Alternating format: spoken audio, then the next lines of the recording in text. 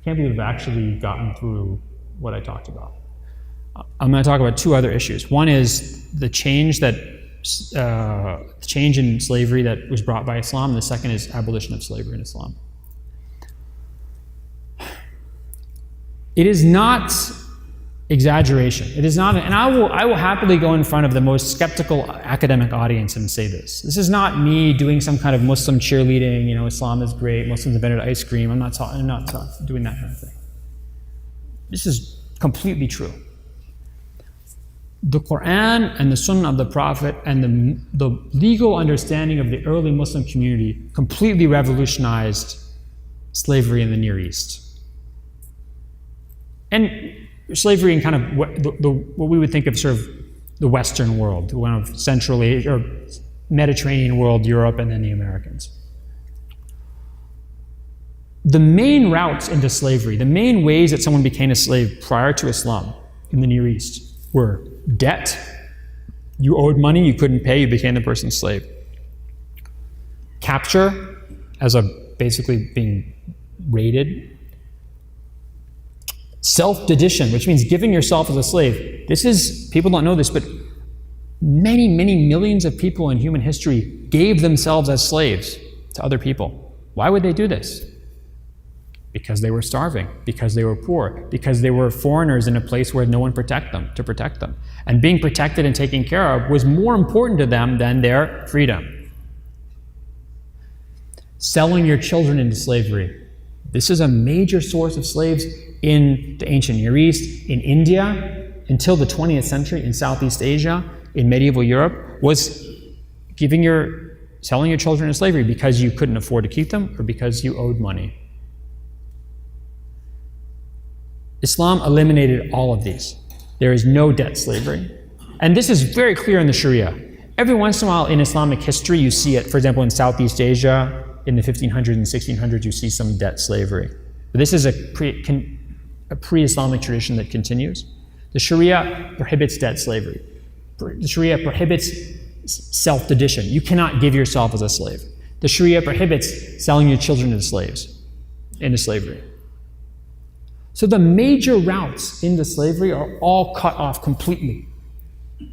What's interesting is these are actually not mentioned in the Quran or in the Hadiths, but it's just like understood by consensus in the early Muslim community. It's ended. There's only one way to become a slave in Islamic law, which is for a Muslim to capture a non-Muslim outside the abode of Islam in a war. That's the one way. Or you can be born into slavery if your mother is a slave woman.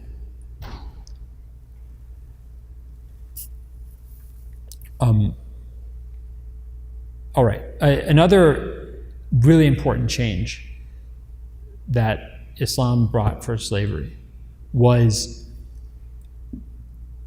what happens to the offspring between a male slave owner and his female slave. So remember I gave you the example of Thomas Jefferson. Thomas Jefferson's children were born slaves. They were born slaves, and they were born members of an oppressed class in the United States, which are African Americans. What's an African American? How do you define African American versus white in the United States? Anybody know? Skin tone?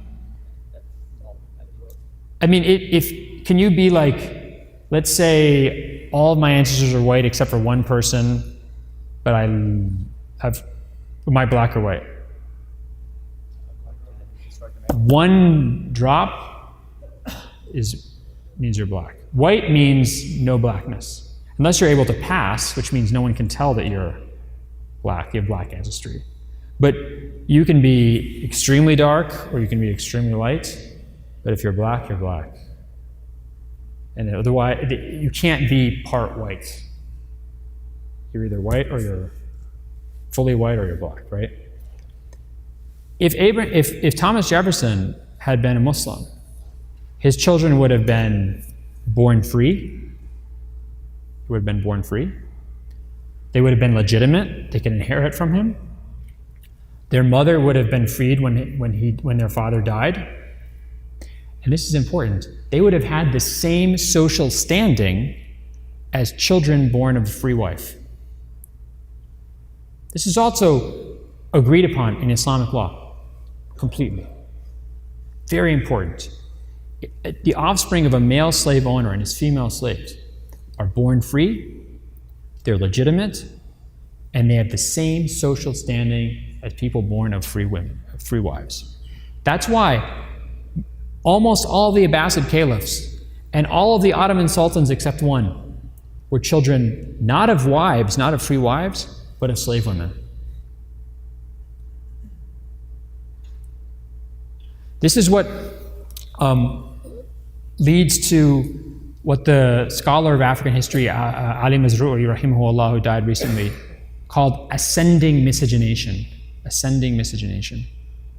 Whereas in America, people who were result of mixed free and slave unions went down into the enslaved, oppressed class. People who were born of those unions in Islamic civilization went up into the free Muslim community. The final change brought by Islamic law, or the Quran and the Sunnah, is an obsession with emancipation. Emancipation is different from abolition. Emancipation means freeing people. Abolition means getting rid of the institution of slavery as a whole. The Quran does not propose abolition. Why not? Because nobody proposed abolition until the early modern period. There's no society that had slaves, which is almost every society in human history, and certainly every civilization in human history. No one proposed the idea of abolition until the early modern period. I want you to understand this very clearly. Who saw the movie Spartacus? Come on, that's an old movie. That's okay, right? You guys didn't watch Spartacus? This guy watches everything. Someone needs to talk to him. So the Spartacus, if you see in the beginning of the movie, Kirk Douglas, he's like a slave. He says he labored under the sun and the hot sun and the dreaming of a day when slavery would die 2,000 years before it ever would. And in the movie, Spartacus gives a speech where we're going to fight until we free all the slaves in the world, or all the slaves in the Roman Empire. That's not at all what Spartacus's rebellion was about. Spartacus wasn't fighting to end slavery. He and his friends, they just didn't want to be slaves. And in fact, they took their own slaves.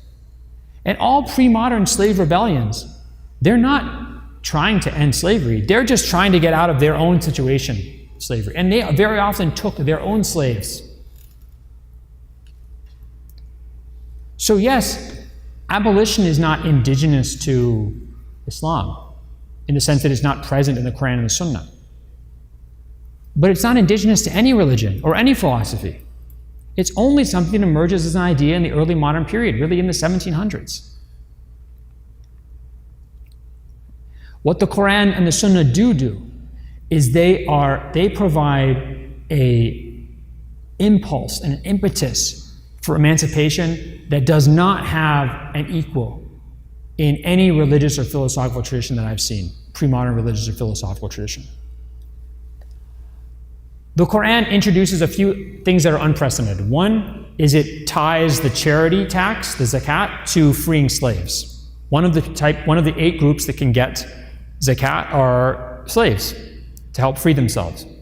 2, the idea of freeing slaves as expiation for certain sins, or as partial punishments, or as things you do to expiate sins or crimes. 3 is the notion of making that notion of mukataba highly recommended or required. Mukataba is when a slave says, I want to basically buy my own freedom on installments. So the Quran says, if a slave wants to do this, your slave wants to do this, then do it in alimtum fihim khayran. If they are able to do it, if you think they're going to be able to do it, then you should agree. And in the Muwatta of Malik, the Caliph Omar radiallahu ta'ala anhu actually makes Anas agree to a mukataba request from his slave. So these things are really unprecedented in history as far as I know. And the hadiths, the rewards you get for freeing slaves is incredible. The rewards in the afterlife. Now, what's really interesting is, not only are there lots of sahih hadiths about this, but Muslims crank out forgeries. If you look at books of forged hadiths, like Suyuti or Ibn al-Jawzi, you'll find the most outrageous hadiths that are doing what? Urging Muslims to free their slaves. One hadith that's made up in the 800s, I mean, I'm not saying it's made up. Muslim scholars said it's made up. Suyuti, Ibn Hajar al-Asqalani said this. And if a Suyuti says it's made up, it is definitely made up. He's very lax in his standards, rahimahullah, right? So this one, it's supposed to be one of the last khutbahs given by the Prophet ﷺ. He says, if you walk to the mosque, think about this, if you walk to the mosque, every step you take is the equivalent of freeing a slave. Now that's interesting. That hadith isn't telling you to free slaves, but freeing slaves has become so important that freeing slaves is like the unit of measurement you use to talk about the reward you're going to get for something else. Another hadith that's made up in the 900s, the Prophet allegedly says, he tells a woman, sabbihi, do tasbih of God, right? For every tasbih is the equivalent of freeing 100 slaves. So freeing slaves is such a basic unit in Muslim understanding of pious life that it becomes a way to count other good deeds. And this impetus to free slaves, this drive to emancipate, is so widespread and consistent that if you look in Islamic history, now Islamic history is very long and very broad geographically, but in general, this is a generalization, but I think it's a fairly accurate one. People who were slaves to Muslims were not slaves for their whole lives. They were usually slaves for like 7 to 10 years, and then they were freed. And if they became Muslim in that time, they entered the Muslim community as members in good standing, as citizens like anybody else. And by the way, this is another argument for why there was not an indigenous movement for abolition in the Islamic world like there was in the Americas, especially the Caribbean, in the 1700s and 1800s. Why? If you were, first of all, the majority of slaves brought into Islamic civilization were women, who then were made part of families and who had children with those families. So they were integrated into those communities. The second reason is if you were a freed slave in the Caribbean or in the United States, you're still a black person. You could still be re-enslaved, like in the movie 12 Years a Slave. You're still treated like garbage. And worse, you weren't an enfranchised member of society. So the only way, as long as slavery existed, you were under threat of re-enslavement. The only way to get rid of, to ever feel safe, was to end slavery or to do what's called maroonage, which means you basically go and you live in some isolated part of an island with other escaped or freed slaves. For Muslims who were freed slaves, they were part of the society. They could be successful merchants, they could be Muslim scholars, they could be saints. In my book, there's a whole section on slave saints, by the way, saints who are slaves. Awliya.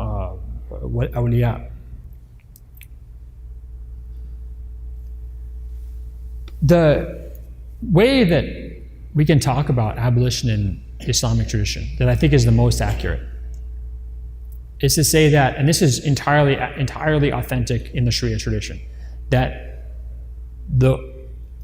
as a legal maxim says, يَتَشَوَّفُ الشَّارِعُ إِلَى الْحُرِيَّةِ. The lawgiver, God, looks expectantly towards freedom. And actually, you can find this in one of the earliest books that survives in Islamic tradition, the Kitab al-Tahrish of Dirar ibn Amr. There's a hadith, we talked about this hadith actually. It comes from the very early period. We don't know if the Prophet said it or not, but it's a very early idea. If a man says to his wife, "Inti talaq insha'Allah," she's not divorced, because God doesn't want divorce. But if you say to your slave, "Anta hur insha'Allah," the slave is freed. Why? Because God wants freedom. So even if you look in the Kitab al-Muwafaqat of Ash-Shatibi, died 1388, a major scholar of the maqasid of the Sharia. He says one of the maqasid of the Sharia is al-itq, freeing slaves. And if we now live in a time when it's economically, not just economically feasible, but economically profitable not to have slaves, if we can remove the harm of slavery, and this is something I forgot to mention, which I'll shoehorn in really quickly. Muslim scholars always recognized that slavery was harmful. They talked about darar al-riq, the harm of slavery. What was the harm of slavery? They realized that being a slave was not pleasant for a lot of people. You were unable to make your free choices. You were, you couldn't, let's say, lead prayer or lead a Jummah prayer. You were unable to benefit from the fruits of your own labor if you wanted. So that's why they understood that freeing people was a good thing. That's why there's fadl in it. You get a reward for freeing people. But they also understood that it wasn't the most, they believed it was not the most important thing. So if someone was like too old or too sick or too incompetent to handle themselves, it was actually wrong to free them, because they were going to be worse off if they were freed. So if we are in a position in world history where slavery is not needed economically, if we're in a position where we can remove the harm of it from people, then the best way to fulfill this maqsid, this aim of the Sharia, of emancipation, is simply to do a categorical emancipation and get rid of the institution as a whole.